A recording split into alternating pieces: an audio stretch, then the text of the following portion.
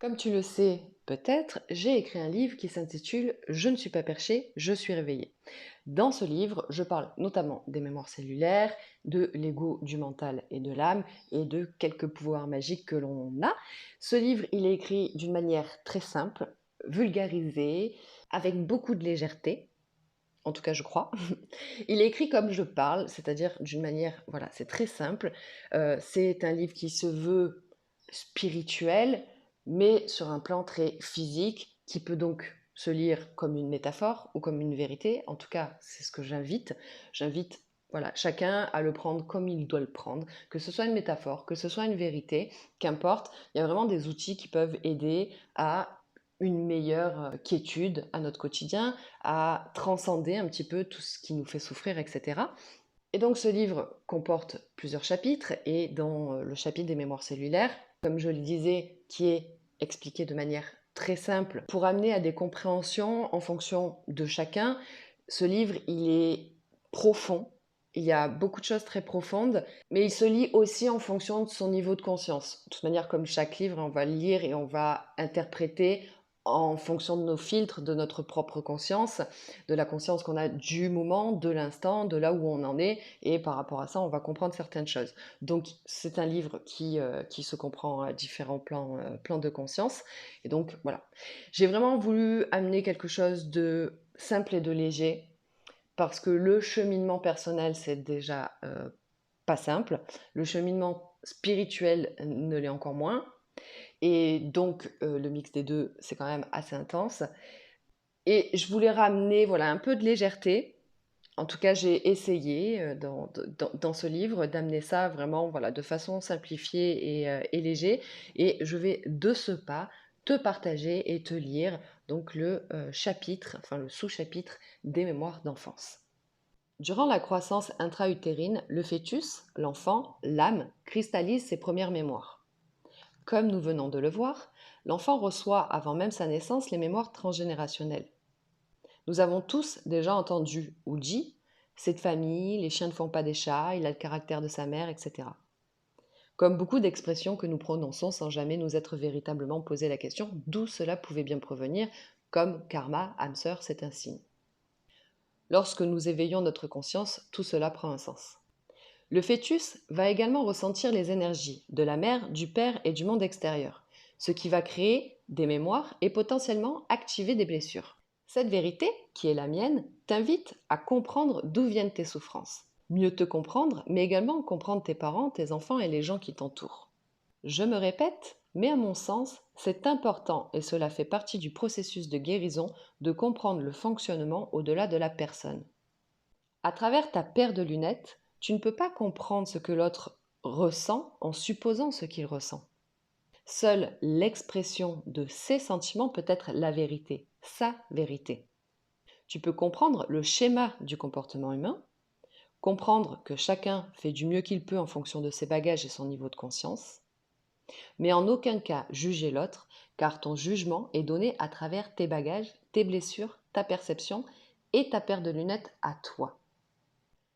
Accepter que l'autre a fait en fonction de tous ses paramètres et lui pardonner de t'avoir fait souffrir, car il a fait du mieux qu'il pouvait, et te pardonner à toi-même d'avoir attendu que son comportement soit celui que tu aurais voulu, toi.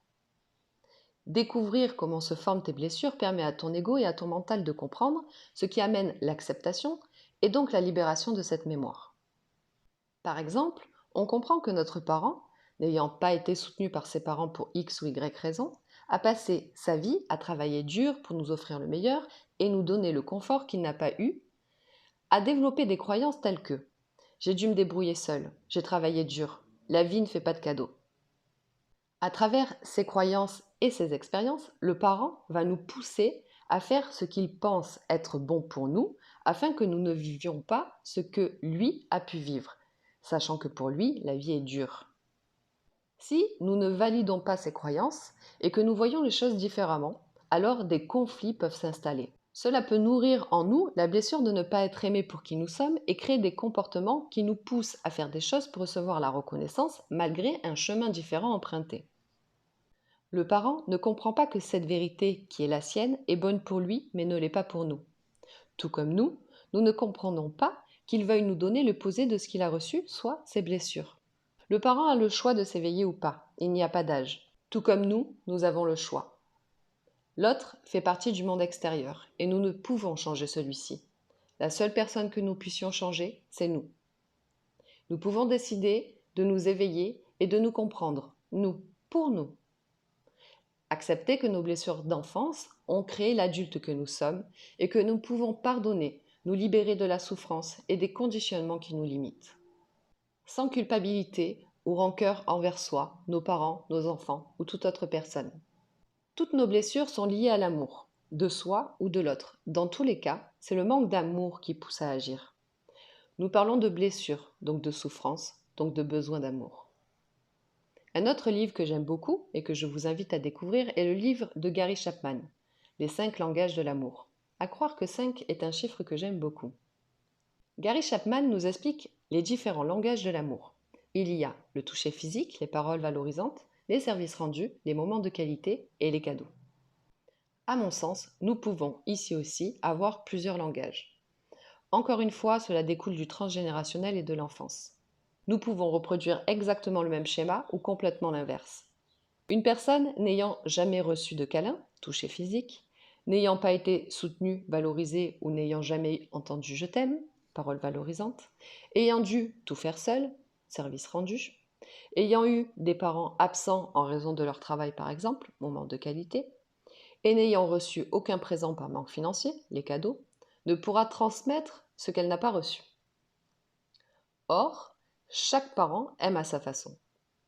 Nous pouvons avoir la perception de ne rien avoir reçu de tout ceci.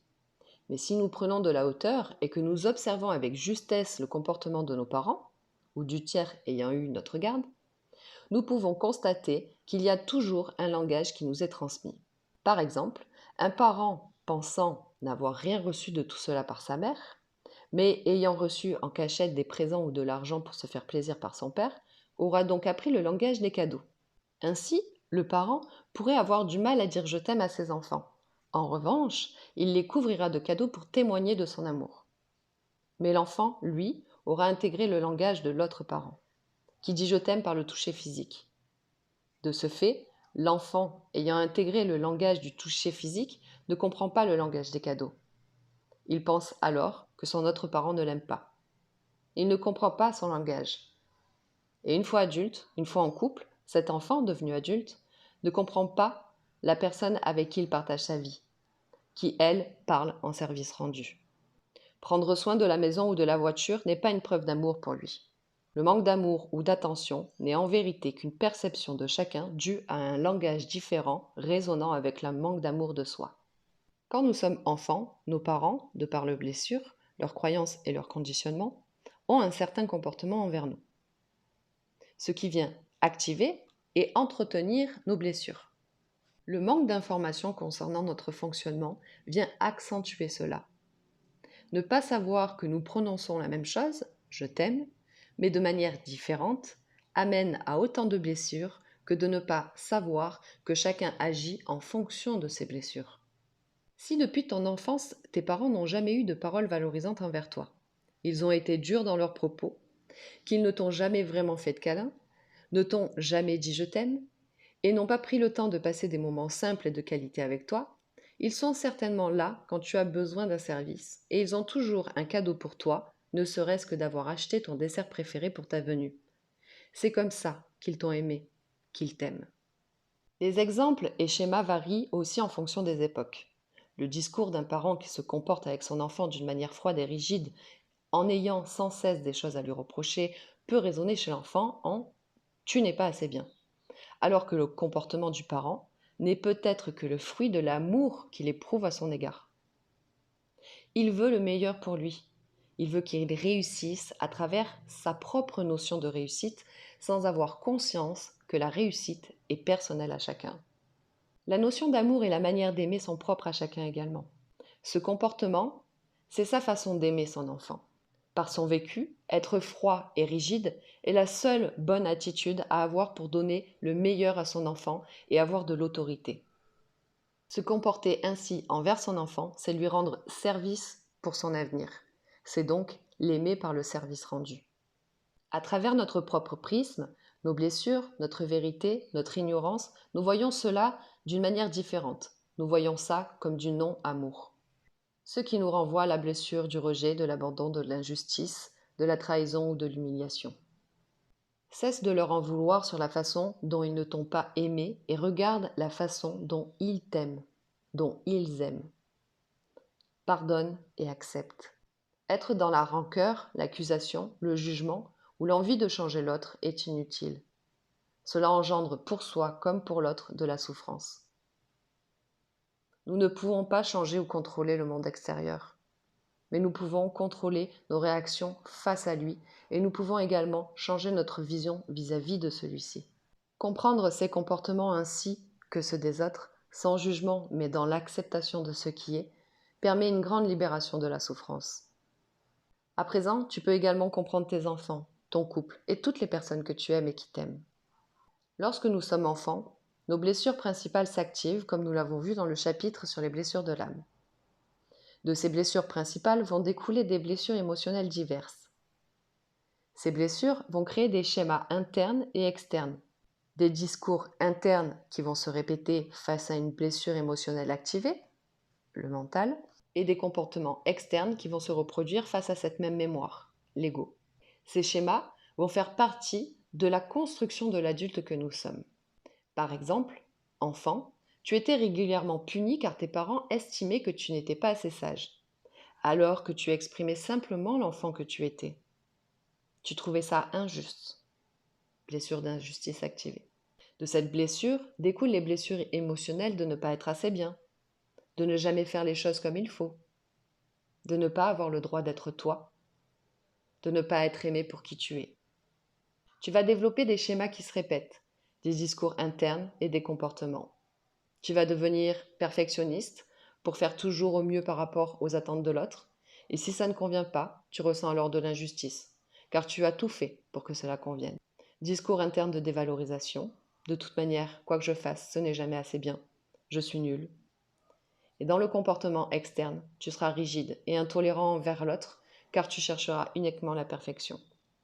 Encore une fois, il n'existe pas une histoire, mais ton histoire. Cet exemple pourrait être modifié à l'infini.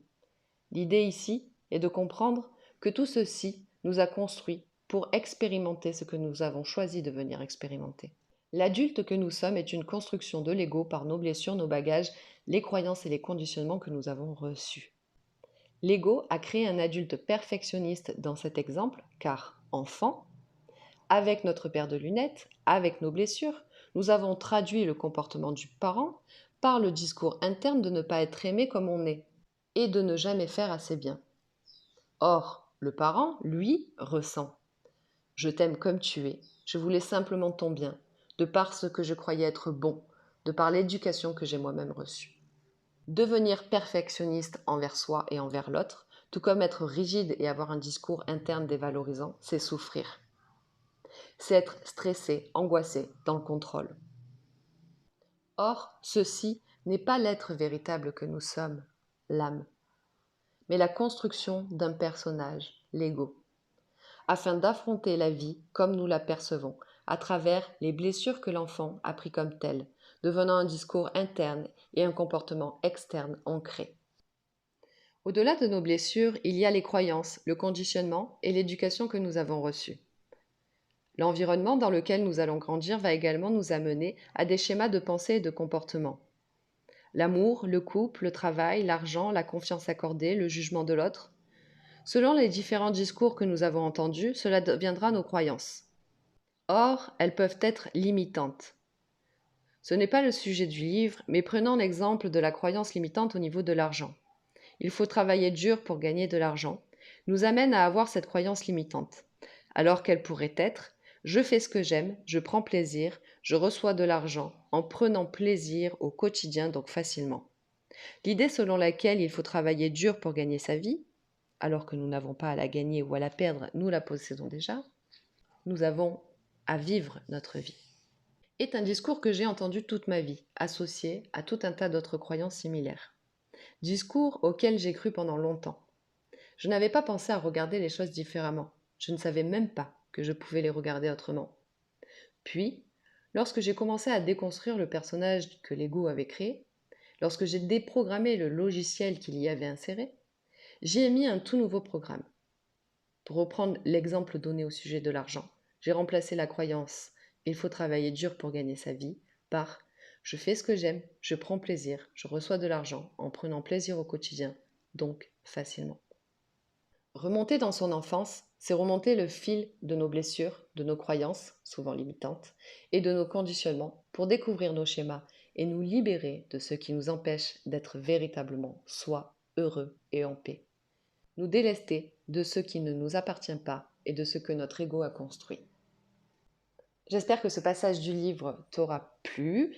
Si tu veux le lire dans son intégralité, il y a aussi un accompagnement en ligne qui est avec ce livre que tu trouveras à l'intérieur du livre. Tu trouveras l'accès à l'accompagnement en ligne. Tu as toutes les informations sous cette vidéo. Tu peux le trouver sur Amazon en version Kindle et brochée. N'hésite pas à me faire ton retour. Tu peux me mettre un commentaire sur Amazon. Quel qu'il soit, c'est vraiment l'authenticité qui est primée ici, donc qu'importe. Je suis là pour encaisser toutes les étoiles ou tous les commentaires. Et je vous remercie pour votre amour et votre bienveillance. Les commentaires permettent aussi de permettre à d'autres personnes de voir un petit peu ce qu'il en est au niveau du livre, même si voilà, ça dépend vraiment de notre perception et de qui l'on est. Mais voilà, ça fait aussi un petit peu fonctionner l'algorithme et tout ça, donc c'est chouette si tu mets un petit commentaire, si le cœur t'en dit, bien évidemment. Je t'embrasse, prends soin de toi, à bientôt.